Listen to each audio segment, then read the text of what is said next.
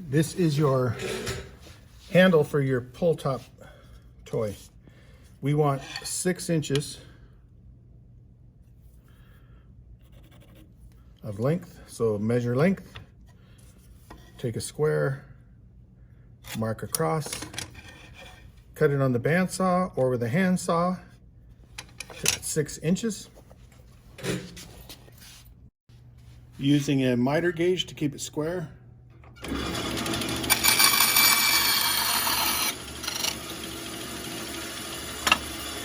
Now it's 6 inches long. Next, we need to pick which side end of your board we're going to drill a hole on. Mine has a little damage right here, so I'm going to drill a hole here. So we need to measure 1 1/8 inches, just like you did in your drawing on paper. 1 1/8 over. Extend that line all the way across. We want to find the middle of this line. My board's 2 inches across, or it should be close. Mine's a little under. Here's a good trick. This is exactly 1 inch from here to here, but I know it's not the middle. This is shorter. I can check to see if it's shorter by flipping the square and marking from the other side. Now you notice how I have 2 lines. The center of those lines is the true middle. So I can make a slight adjustment on my square. I know it's a little long, and then I remark. Do it from both sides. And now notice I only have 1 mark. So that I know that's the middle. It's the same distance from here to here as it is from here to here. Take a scratch awl, poke that once you know it's the middle. So I take a scratch awl right in the middle, give a good poke. Okay, we want to continue that line across the top. So I take my square, I just rotate my block, continue that line across the top edge.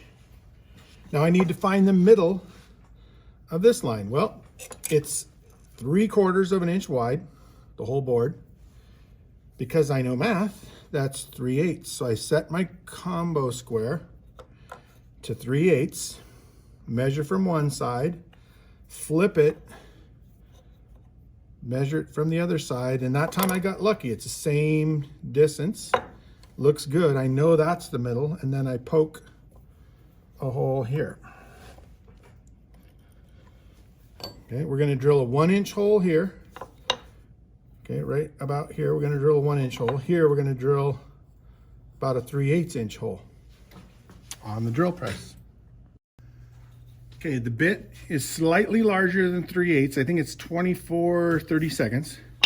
We're going to drill on the skinny end first all the way through. That's kind of dangerous to drill into because it could tip over, so we're going to use the drill press vise. And I want to make sure I'm drilling so that I don't drill into the vise. We don't want to drill into these metal parts here, so we kind of slide the hole towards the center somewhat. Okay, like there, not drilling out here. We'll drill into the metal. We don't want to do that.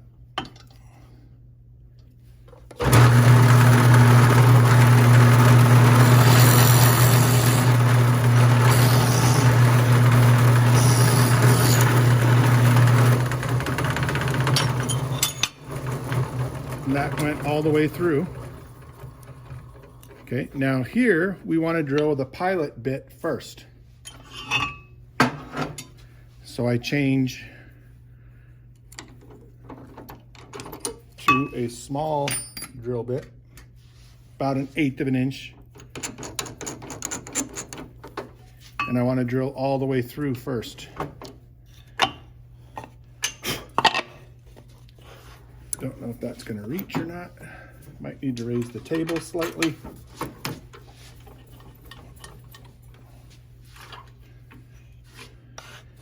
And now I want to drill all the way through.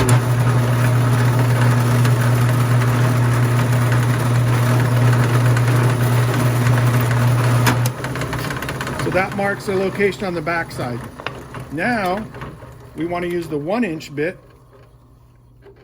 to drill all the way through, but we only want to go halfway through.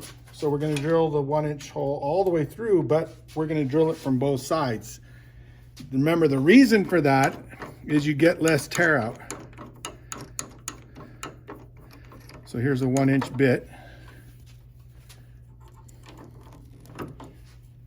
Tightens. Now I go halfway through.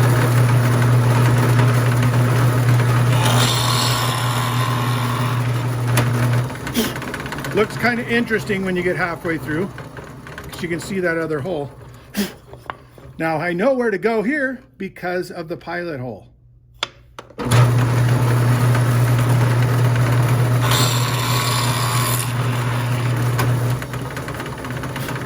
And there's a nice clean hole in both directions. It looks like it's centered here, and this looks like it's centered pretty well. Okay, next we want to cut out our shape. I've made a template for you that will help this drawing. You could draw it like you did on the drawing on paper for your drawing assignment, draw number 8, or you can use this little template. I'm just lining it up with the hole, making sure it's even on both sides, you know, not like that or like that. And then I trace it. And trace both sides. Now really this handle can be any shape you really want. I just like the looks of it looking kind of like a spoon. Then out here, I'm just gonna freehand a little curve. And if you didn't want to freehand it, grab something that's round, I don't know, a glass or a can of beans or something, and just kind of trace it. That doesn't look too bad. And now I'm going to cut these with the bandsaw.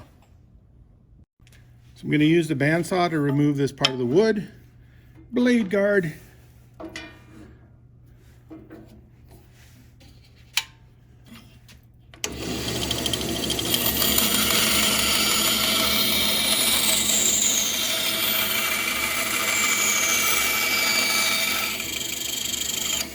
Practice with a piece of scrap wood before you cut your actual piece.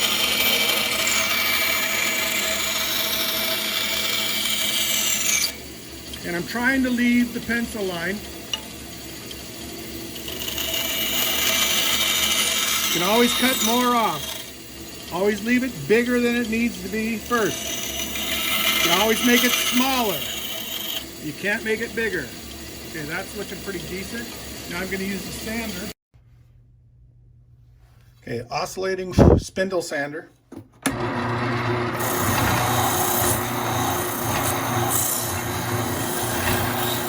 We'll smooth out the cuts left by the bandsaw.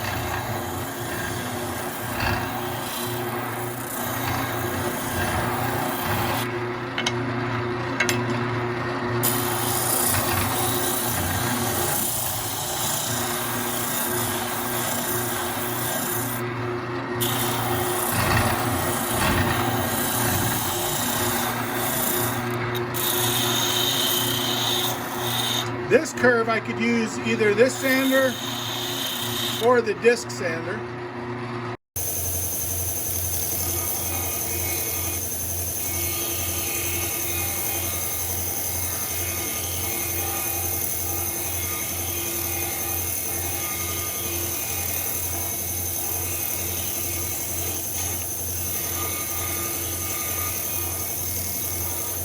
I'm also going to sand this corner over a little.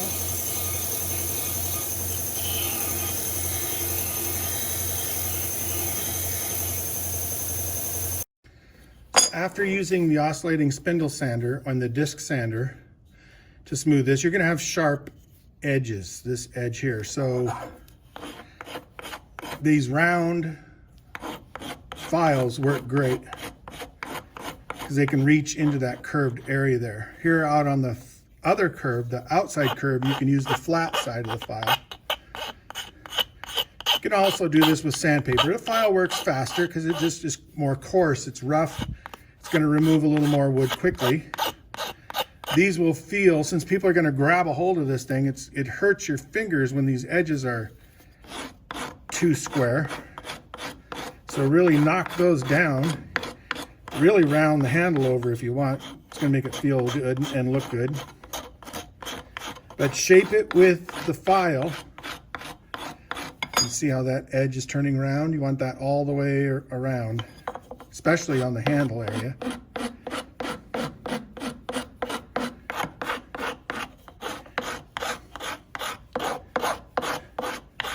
Probably going to spend as much time sanding as you did to lay this out, drill the holes, and cut the shape. You're going to spend as much time sanding, I hope,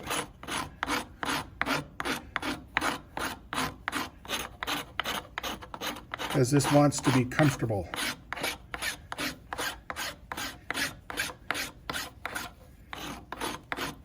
So shape it and then take your sandpaper. Now, if you've got to do a lot of sanding, use rough paper. If you got a little bit of sanding, use smooth. But just go over those edges, corners. Run your finger across it and you're feeling for any roughness. You want to get rid of all pencil lines. You know, you can erase as much as you can with an eraser. Usually you can't get everything. Like I can still see that, but then a little bit of sanding will make those pencil lines go bye-bye. Get rid of the pencil lines. I need to do a lot more filing and sanding out here on the corners.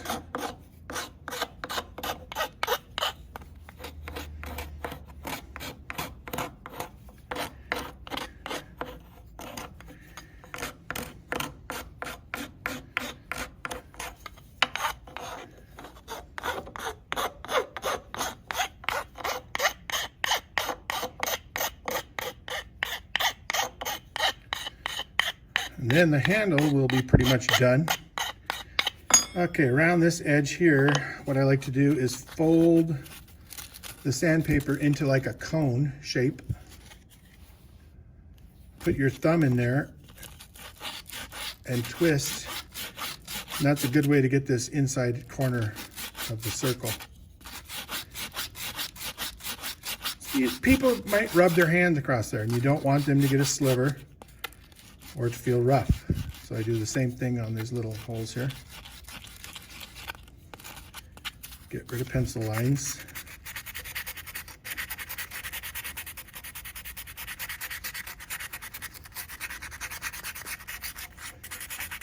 And your handle should be done. Time to work on the top part next.